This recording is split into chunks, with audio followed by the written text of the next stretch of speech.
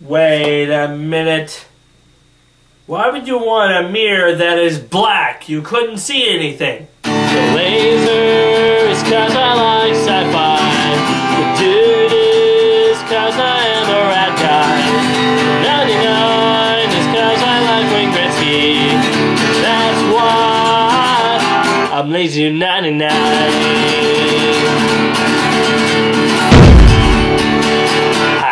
Batman fan, and I'm a Canadian man.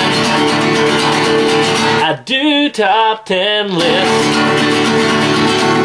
and I ketchup chips. Oh, it's crazy time, and we're gonna do a review. Yes, we're gonna review. I'm talking about movies and comics too. Let's all go watch the review.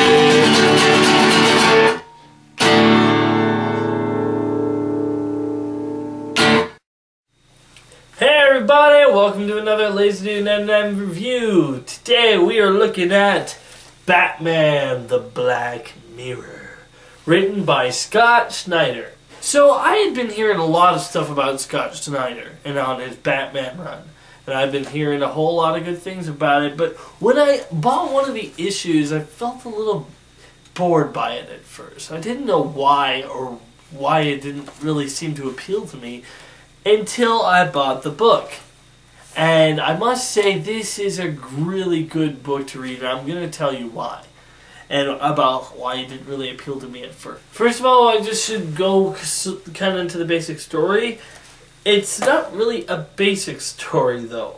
This is Dick Grayson being Batman, and Damian's not involved in here at all. So this is just him and his solo missions as Batman, with help from Commissioner Gordon and Barbara. And the reason I say there's no basic story is because there's a lot of stuff that Batman doesn't hear. There's him fighting this weird guy who's selling old villain items. There's him fighting this, trying to solve this mystery that involves someone from his past, and there's a whole bunch of stuff going on. But throughout this story, there is this underlining story of Commissioner Gordon's son, James Jr., returning. He has been missing for many years, and he's returned to Gotham. And there's a real uneasiness about him. You don't really know how to feel about him, whether he's insane or whether he's really actually trying to turn a new leaf. So let me just say that right off the bat, the Black Mirror gets the characters down really good. This is a dark book, but since he's writing Dick Grayson Batman, there is room for Dick Grayson to joke around a little bit, Batman, we all love him, but we rarely ever laugh at him or laugh with him. With Dick Grayson as Batman, the certain way that he looks at things and and handles things is much different from Bruce Wayne Batman. And even a person who doesn't read comics might not even know that this is not the regular Batman. They'd be able to tell that there's something different about him. And that's what they really have the characters down, because you feel the character of Dick Grayson in the bat suit. It's not just Batman, but the name of Dick Grayson is thrown there. He acts just like Batman normally acts all the time. No, it's Dick Grayson as Batman. And all the other characters are handled well too. Commissioner Gordon and his struggles with does he trust his son? And Barbara and her distrust for him, and you don't really know why does she distrust him? Why doesn't she trust her brother? And then James himself, the real uneasy nature that you get around him, and all the characters through here, you really get a good feel for them. So I think that all the characters in here were well written, and also something that this book does really well is it does a real good job of making you feel uneasy while you're reading it. Where you kind of like a little squirming in your seat, like, oh, I really don't know what's going to happen. And every time you start to feel safe, it can sometimes turn it around and make the entire pacing of it be like, oh shoot, I did not. There'll be times in the book where you think everything is calm, everything is nice, and all of a sudden, boom, something will happen. You'll be like, oh my gosh, whoa. I didn't see that come. I just want to talk quickly of the return of James Gordon Jr. Now, I had always wondered what happened to his son.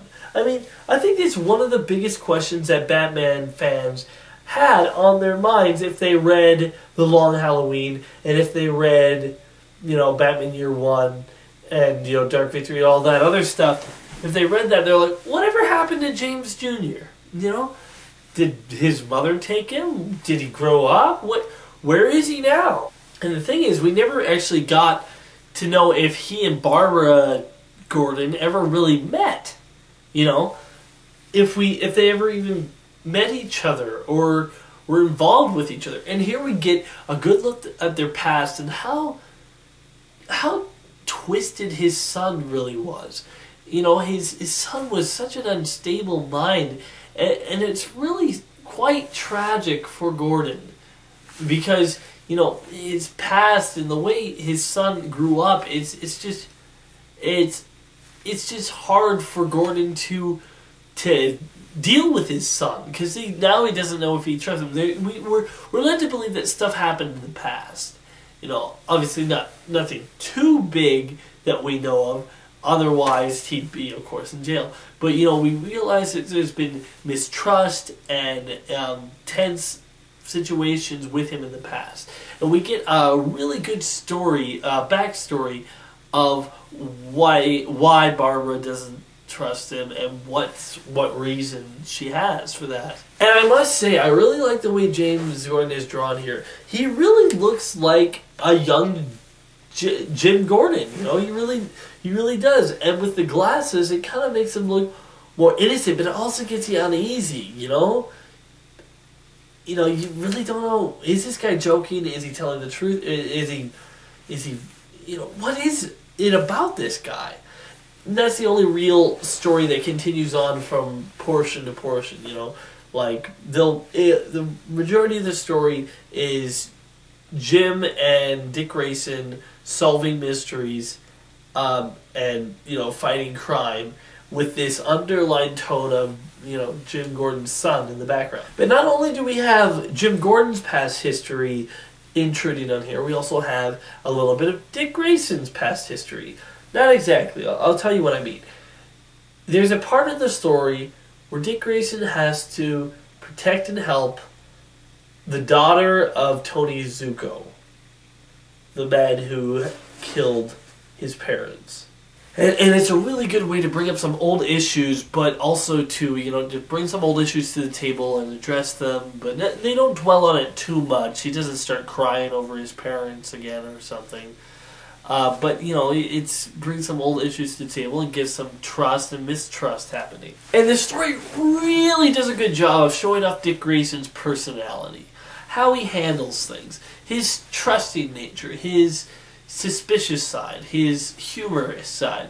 It really shows all sides of his equations of Dick Grayson and how he is the Batman at this point.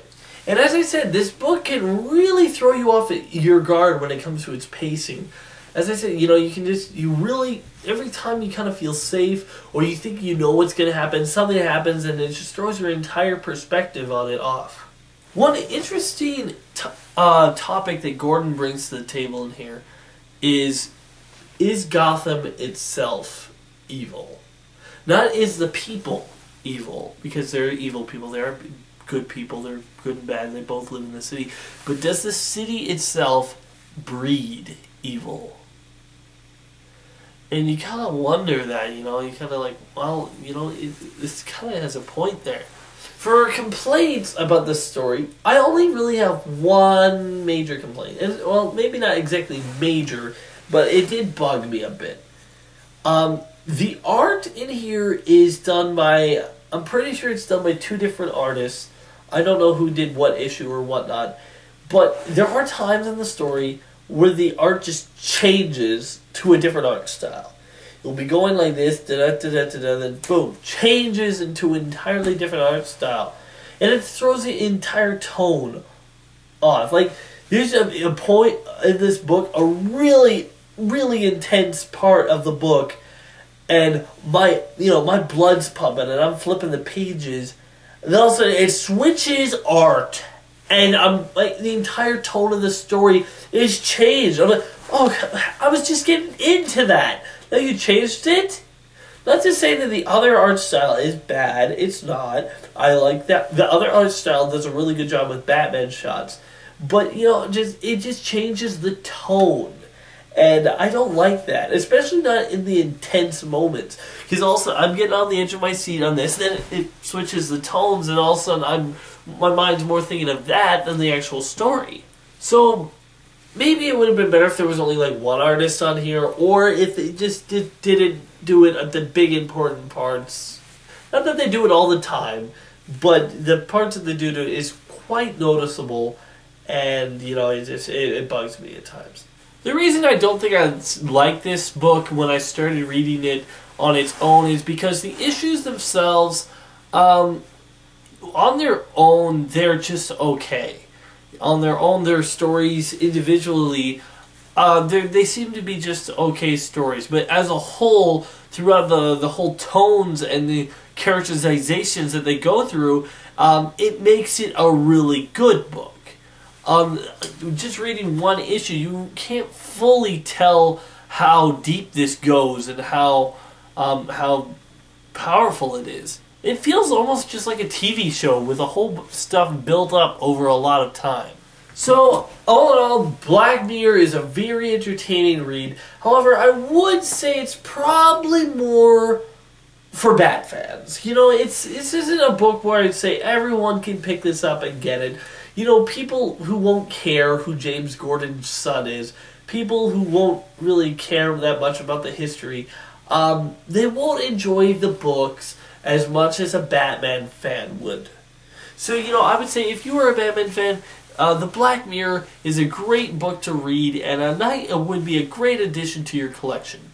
But if you're not a Batman fan, I wouldn't say this is a jumping on point for you. There's other books that would be better for a jumping on point for you.